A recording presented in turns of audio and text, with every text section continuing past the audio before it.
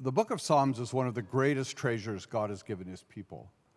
And the relative ignorance of the book of Psalms, really just in the last generation, I think, or a little bit more, in the life of the church is one of the real tragedies of the life of the church, because the Psalter, it seems to me, is inspired in such a way that you need to know it well, so you need to know which psalm to turn to in which circumstance.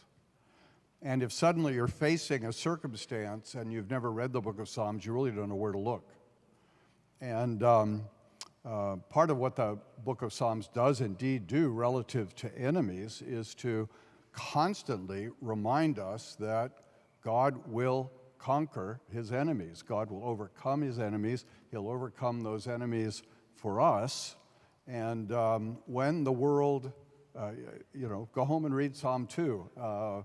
That's part of the great introduction to the Psalter. When the world conspires against God, God laughs. It is not good to fight against God. If you've never thought about that, ponder that truth. You cannot fight against God. And so the enemies of God and of his purpose and of his people will be surely ultimately destroyed. That's something I forgot to say yesterday in my speech, so can I finish the speech now? The world in its sexual revolution is opposing Christian ethics. Somebody else will have to give the sex talk next year at the Christian ethics conference.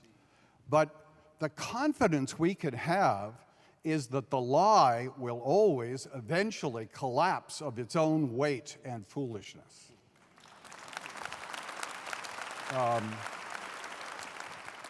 The problem is it takes a while sometimes. So, it took Nazism 12 years to collapse.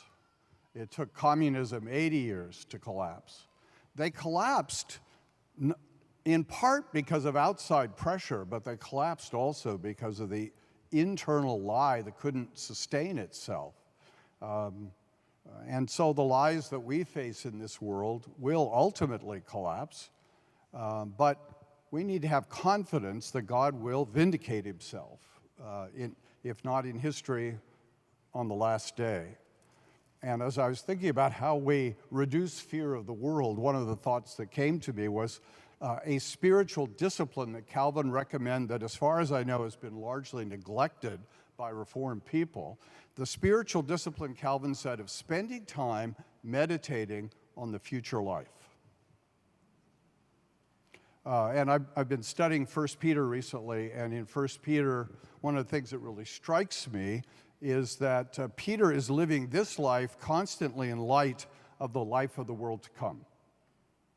And he's not really so much worried about what this life is going to do to him, because his treasure's laid up in heaven, imperishable, undefiled, untouchable by the world. And the more we have a sense that ultimately we belong not to this world, but to the world to come, the less we'll fear this world, and the more we'll seek to live for God.